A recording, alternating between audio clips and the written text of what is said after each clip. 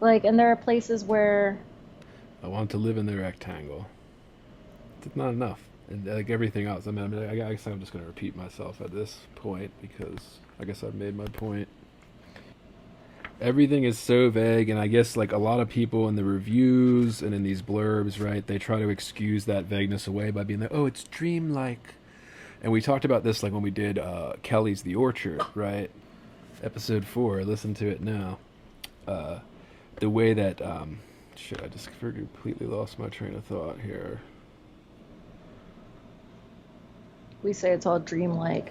Well, when they talk about that, yes. So when we talked about that with Kelly in the Orchard, episode 4, listeners, listen to it now, wherever you get your podcasts. What she does in that, in terms of creating the world, I think that would be an accurate description of that book. In terms of she creates a dreamlike space that you can step into as a reader. This book does not. Like, right? Like that would be a good comparison. One book is better than the other. Guess which one it is, listeners. All right. Like, it's definitely not this one. It's the Kelly book.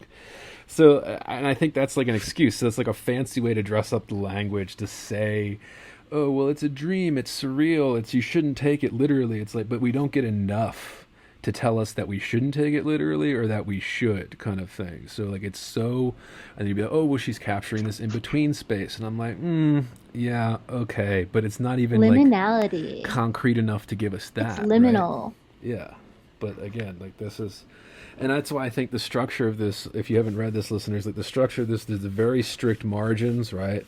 Some reviews called it form. I don't know where they get that from. I guess just shorthand for it's not free verse all over the place. So that's why they call it form, because again, nobody understands or cares about poetry, so they just make things up.